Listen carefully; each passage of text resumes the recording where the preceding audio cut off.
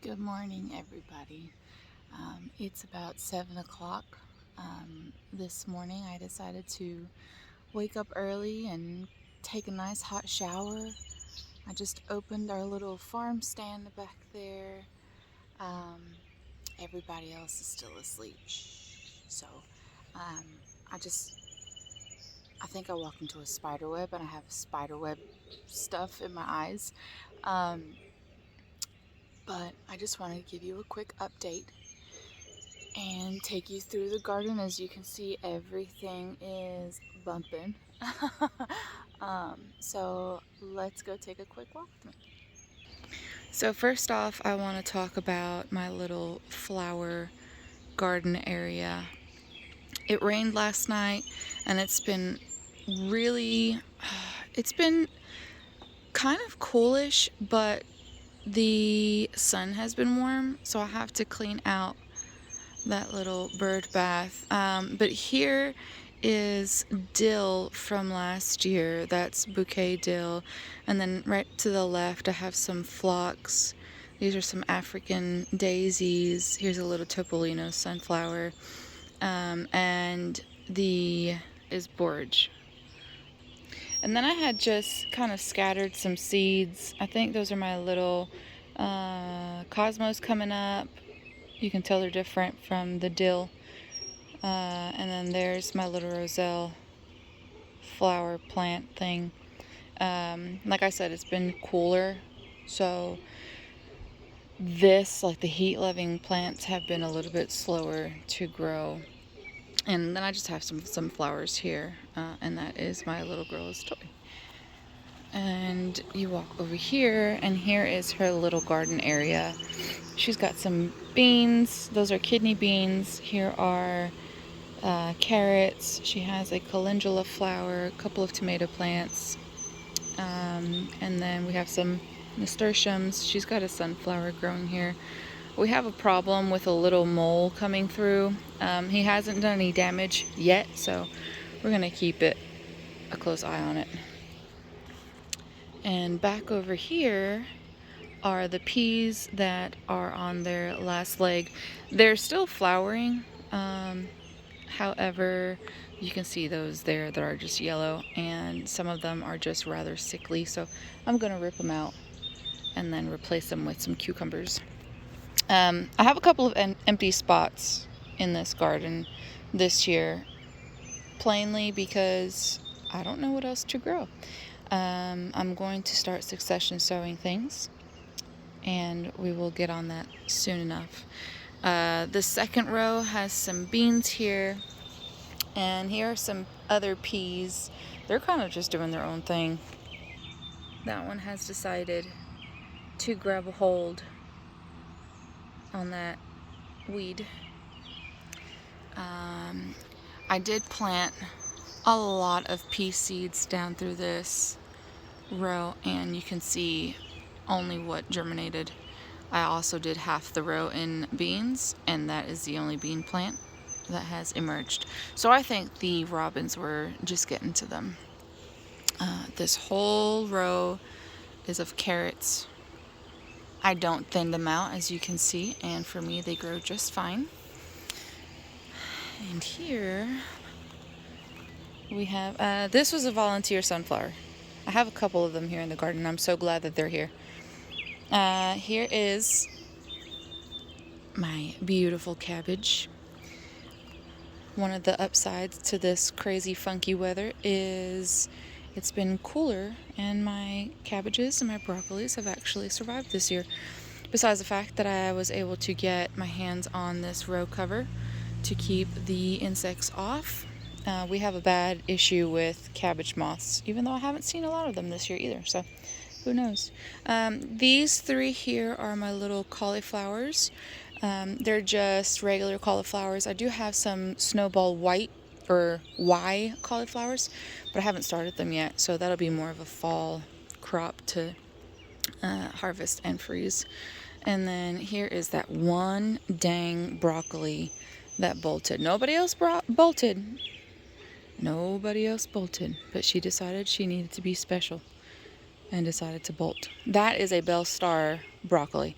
From here to the beginning of the row, they are Bell Star broccolis.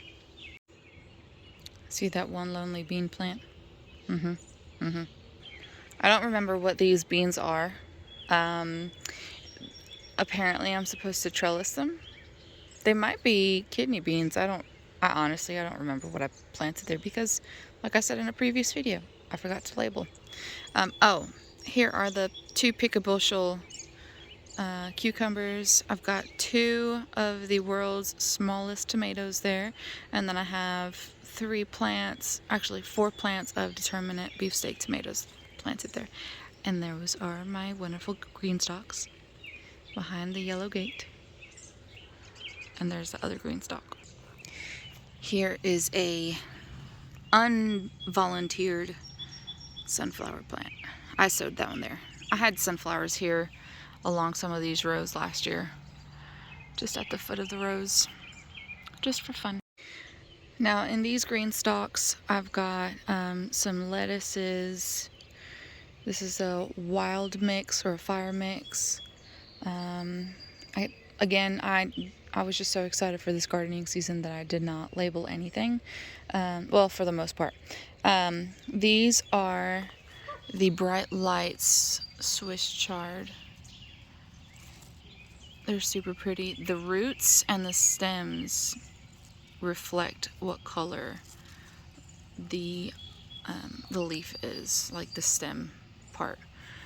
So we'll have some that are like deep burgundy, some of them will be pink, some will be yellow, some will be just green. And I personally, I've never had Swiss chard or chard period since before this garden season, and I absolutely love it. So I just decided to give it a whirl. And then here I've got some chamomile. I think it'd be pretty just to have some of the flowers kind of drooping over. And they've been doing pretty well. I might just do like a whole green stalk of chamomile next year. Who knows?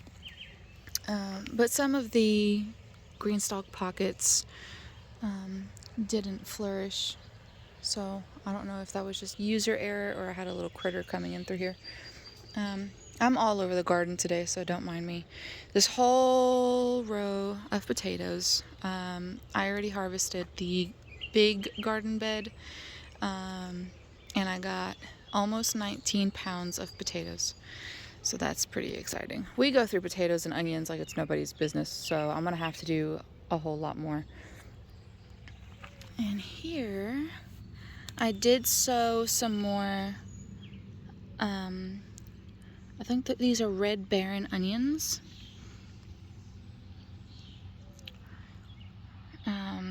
And then where the grass starts here, those are Walla Walla onions, and I actually grew those from seed. Let me take you over there so I can show you.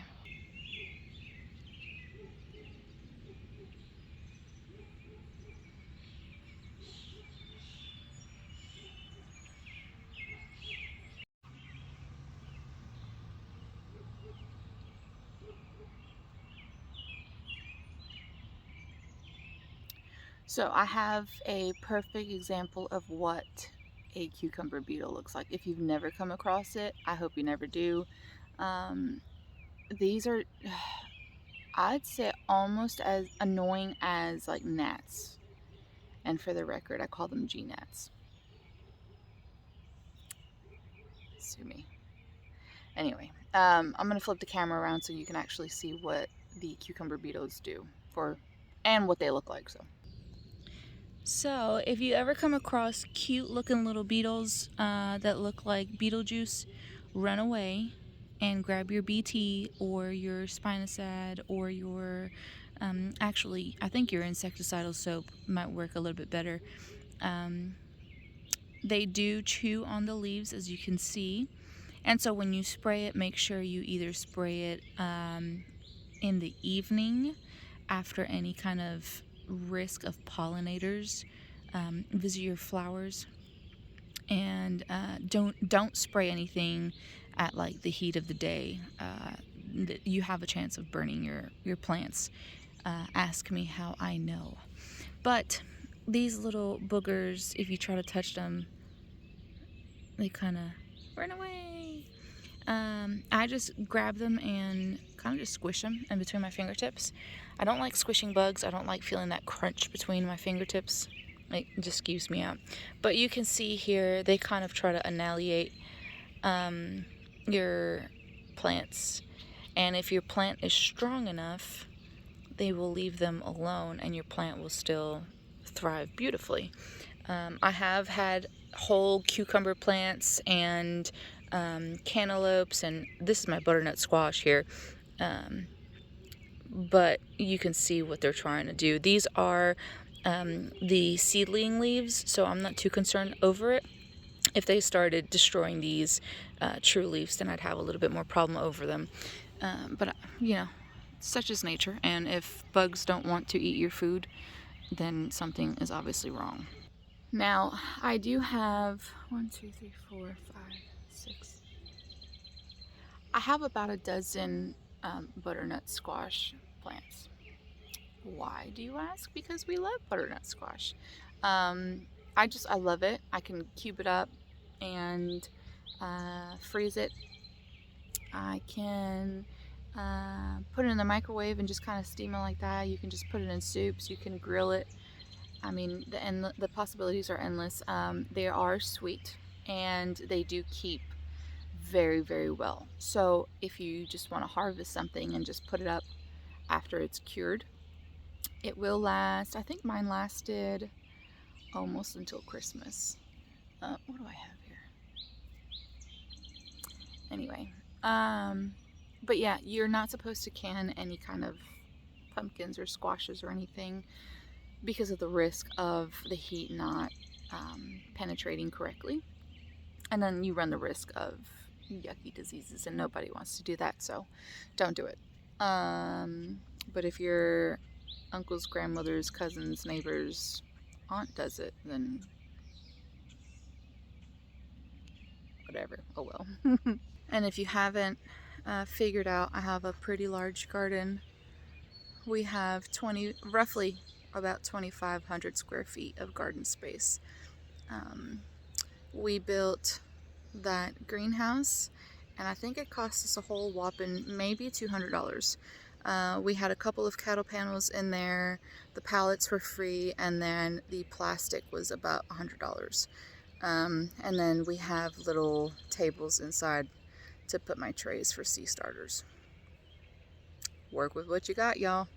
Okay, so let me take you underneath the rainbow, as my baby calls it. Before we do, these are cantaloupe plants. I have a couple of cantaloupe plants. I think I have 4. Maybe 5. I don't know if that's a sugar baby watermelon. Again, we'll figure it out when they start coming up. But these 2 beautiful behemoths are my calabaza plants. I got these seeds from Whitwam Organics in Florida, and this is my 2nd year growing them. I love them. The bugs seem to leave them alone, and I have no problem with that. And then in my cattle panel here, I have 4 tromboncino squashes. I did start them from seed. A lot of things that I'm growing, I have to start from seeds because there's a lot of traditional like seed starts. So like I was saying, there's a lot of traditional seed started plants, little plant starts that you buy in the little containers, and I am kind of tired of seeing the same thing. So like last year I grew Kujari melons. I tasted it. I didn't like it. I think it's because the cucumber bugs, the beetles got to it, and I wasn't able to fully enjoy them at their ripeness. You live and you learn. I also like the little world's smallest tomatoes. I've never seen those around. I decided to grow them for our little baby. She's not little, she's 2, but this way it'll give her something little and red to pick. She loves the little mignonette strawberries, so those are fun for her to pick. But yeah, I got tired of seeing the same thing the same varieties of tomatoes, the same varieties of zucchini, the same varieties of eggplants. So I just took it upon myself to order some crazy exotic seeds and just start them myself. And that's what I did with the tromboncina squashes. I also have loofahs growing. They are very, very slow to grow. And then I don't think, oh, and like the peppers, I'll show you them in a second here. So I've got a ton of pepper plants. Excuse me. All of these are hot peppers, whether they're habaneros, excuse me, cayenne. All of these are hot. I have gentleman's pepper, which those are found in like the Caribbean and stuff. What is this? These are my habaneros. No, ají caballero. Those are the gentleman peppers. Also, friendly tip, don't write on plant markers with a red Sharpie, because this will happen. And then you have to kind of decipher what incarnation you grew. But these are all hot peppers. And maybe you're wondering, how am I keeping all of these peppers separated from the sweet peppers? A roselle plant. So this roselle plant, I am anticipating it to get very big and bushy. So we know, do not pick peppers after the roselle plant, at least for our little girl. And then I have two nasturtium plants. Those things are hardy. I had one that I got from a local plant giveaway, and she had broken off at the stem, and I didn't think for sure she was going to survive it all, but I just decided to stick her in the ground regardless. And let me show you what she's doing. She survived. I'm so excited. I'm so happy. Now, she is a little bit smaller. Look at this, guys. Look. I don't know what in the world happened. I think she was just hanging on by a literal thread, and I just dug a hole and just stuck her in there. But you can tell the size difference. This was the same one that I got with that one, and it's 4 times the size. So now to the left of those nasturtiums, I do have the sweet peppers. I've got purple peppers, yellow, red, green, and then I have cubanelles, shishitos, poblanos. So these are like the delicious cooking peppers. I'm excited. I do have a lot of peppers. I love peppers. And now this is the row of okra, and then down there I've got eggplants. I've got 6, 7, 8, 8 plants of eggplants. And here's that little volunteer sunflower. So now for the star of the show, you can probably be thinking, what in the world? Those are my tomato plants, and they are on both sides of the trellis. I have 182 tomatoes plants planted. Now, the reason why I'm able to keep them so close together, I have them on each square, is because I do prune heavily. And I'm out here every single day, multiple times a day, checking on these plants. But as you can see, they look like little ladies with their stick figures and then their little dresses.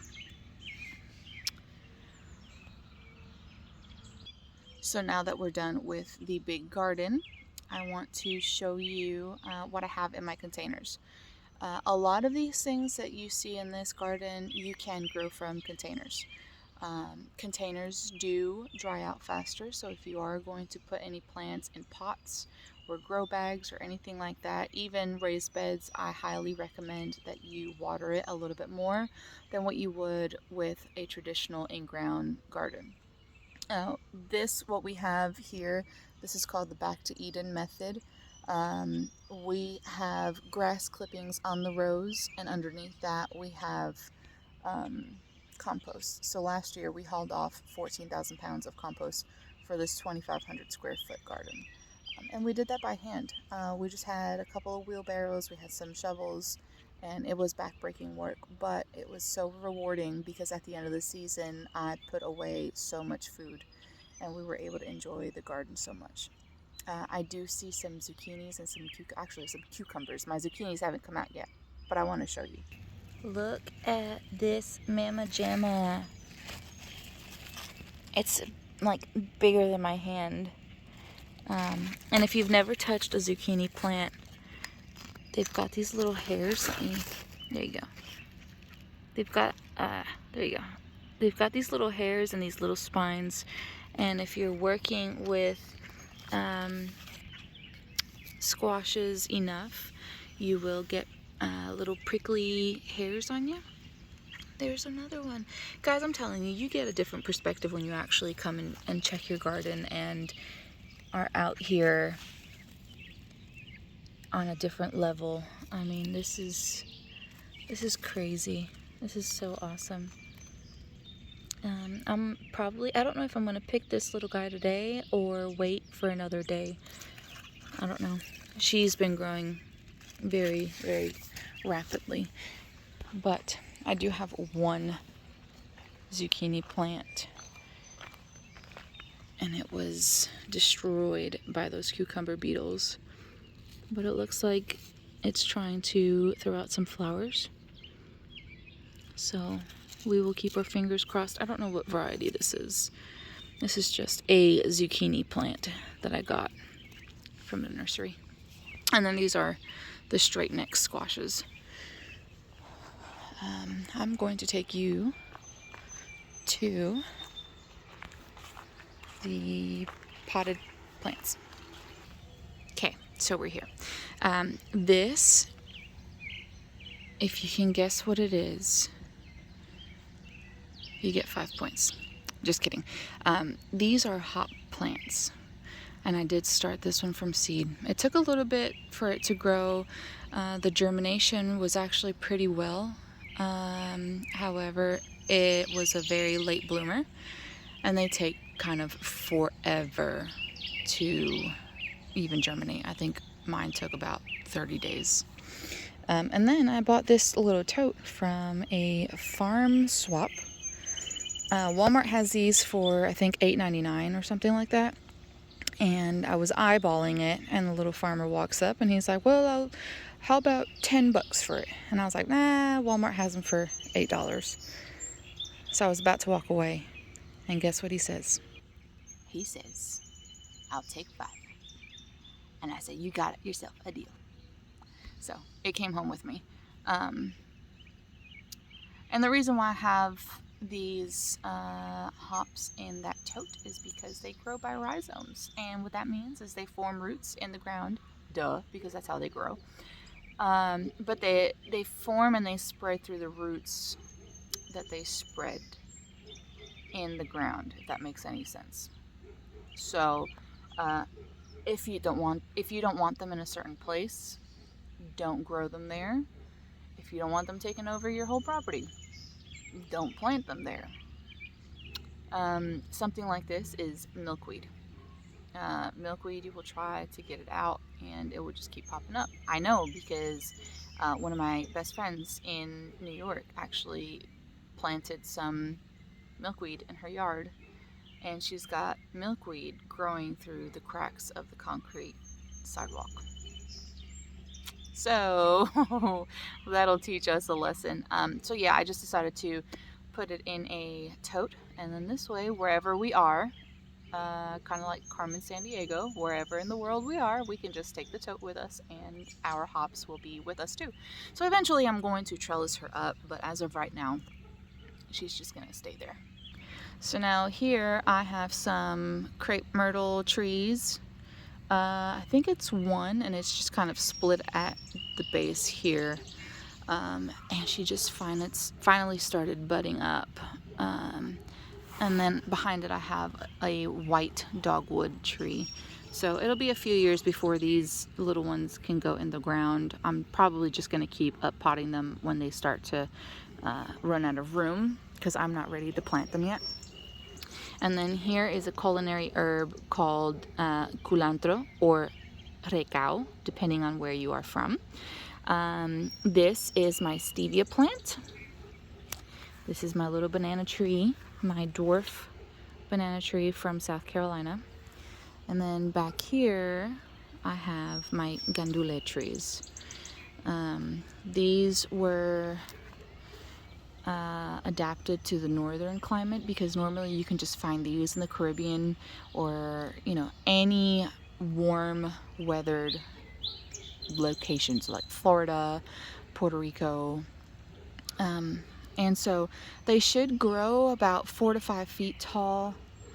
And I want to keep them as long as possible because in warmer climates they are perennials and they'll just come back. However, here in zone 6B, you know, this northern climate, and I say northern loosely because obviously we're not Georgia or South Carolina or anything like that. But they have a very long climate or a very long growing season, so I want to stretch them out for as long as I can. And when the weather starts getting colder, I'll just put them in the greenhouse. Here's some more culantro. This is, I almost touched it. Guys, I have a thing with slugs. I can't stand slugs. That's disgusting. Gross. Anyway, this is my white sage. Again, I had to cold stratify her and just fought with it for forever. But when she finally germinated, I just babied her. I left her in the greenhouse. I made sure that she had enough water. Don't water them too much because it's a sage. Sage doesn't necessarily like too much water.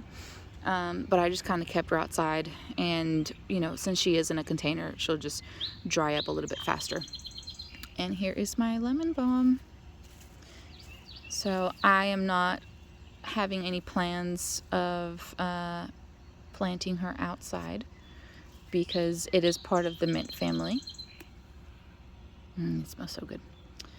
So anything, I have a raindrop, 1 second. Anything in the mint family will run and it will take over like a bully wherever you plant it. So I might have a little garden bed created for it. Got birds fighting in trees. I'll probably have a little garden bed created for her and my other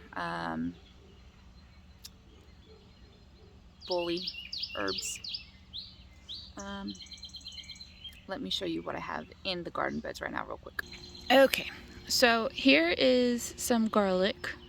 And I have told everyone previously that I love to cook with garlic. And so you're probably thinking, if you love to cook with garlic, why don't you have more garlic? Well, because this is the first year that I was ever growing garlic, and I wanted to give it kind of like a trial run to see, you know, what I was gonna come in contact with and how I was gonna deal with garlic. Because I know some people really fertilize them and baby them and everything, and some other people are just like, we don't do anything but just throw them in the ground, cover them up, mulch them, and that's it. Which is kind of like what I did here. So we have a mix of topsoil and compost, and we mixed it up. These garden beds have been here already. This is the second year. I think second year, maybe third year. I doubt it, but I think it's the second season that I've used these. And then this past winter, we had a really bad winter where we had it dipped down to -20, and I've never had -20 ever. It was just bad. So I covered them up with some leaves and some pine straw that I had just laying around, and they are actually doing really well. So these are just from the grocery store. And I separated the cloves and planted the largest cloves in there. And you can actually see, let me make sure I'm not running into any nasty earwigs. You can see I've been feeling down in them, and there's a little millipede, and there are separations of the cloves in there. And these here are elephant garlic, which I got from a plant swap at my library this spring. So that was really awesome. They're almost ready to harvest, as you can see. I'm gonna give them probably until the middle of next month to harvest them and then just put them to dry.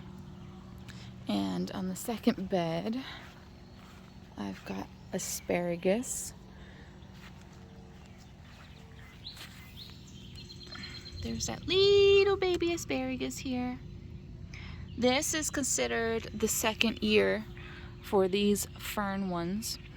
I got them last year at Home Depot, and then I grew some from seeds, and my chickens got in here the other day and they just decided to have a party.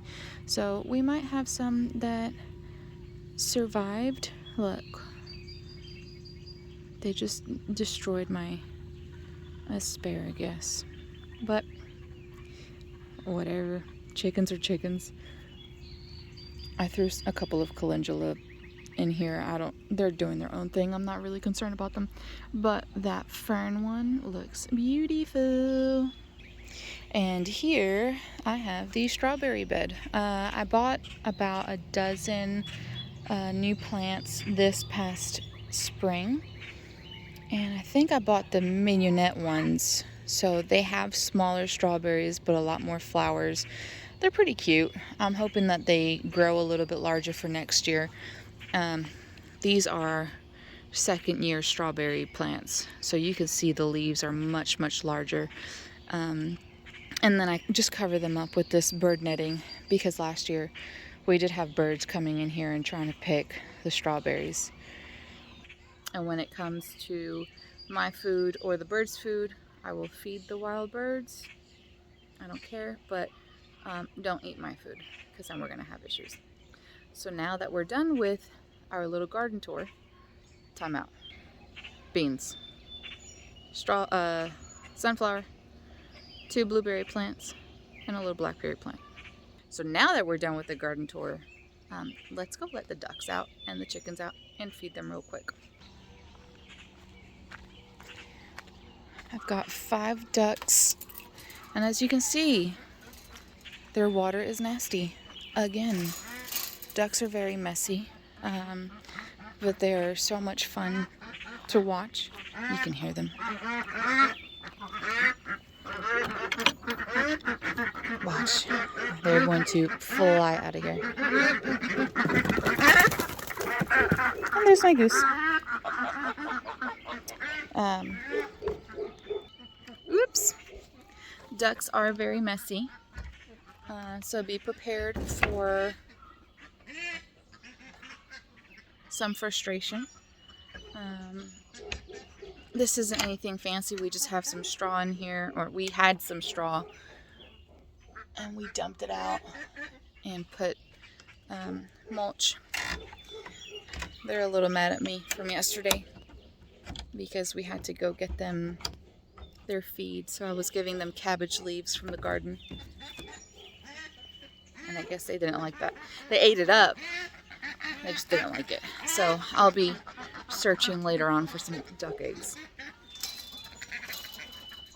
And now, whoops, y'all, I'm holding this cell phone with my hand, so excuse me if you get like nose shots or who knows. I'm gonna go feed them real quick. Hold on. Actually, no, I'm not, because they still have food from yesterday. So we make sure everybody finishes their food. Ooh, look who's in the box this morning. Bright and early. Good morning, Queenie. I don't know. Oh. Hi, girl. I don't know what's going on with her. She's been losing her feathers at the top of her head. She doesn't have any mites or anything. I've checked her, but she's been having a hard time with the feathers on her head and on her belly. I consulted Lisa Steele from Fresh Eggs Daily, and as of right now, I mean, it could just be something genetic. She is a Midnight Majesty, so she's a cross with a Moran. It could have just been something, you know, somewhere down the line. And where I did get her from a store, not a breeder, there's no telling really. So let's see if she's got any eggs. Hello, hey.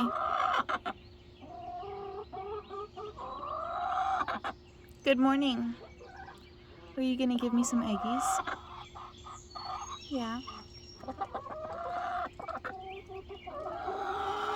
I still love you, Queenie. You're still my girl.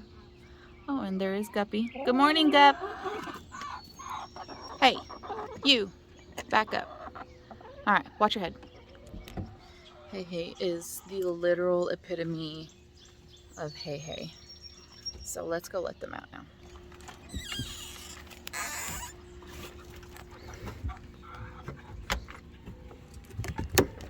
Good morning, Guppy. That's Reba. That's Chili. Hey Hey. And I think that's Bubbles. Because there's Pua. There's Lacey. And there's Queenie.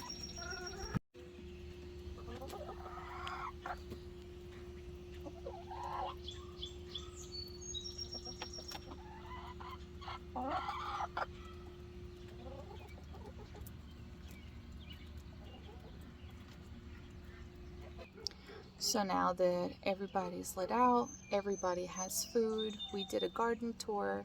I gave you some information on bugs, on plants. That concludes the garden tour for June. I will check back with you guys at the end of the month. I can't believe June's already over. Pretty much.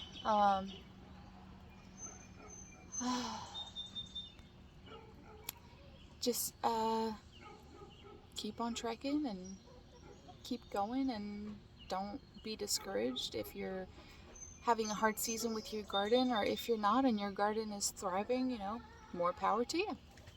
But I want to thank you guys for hanging out with me. I will see you back here soon.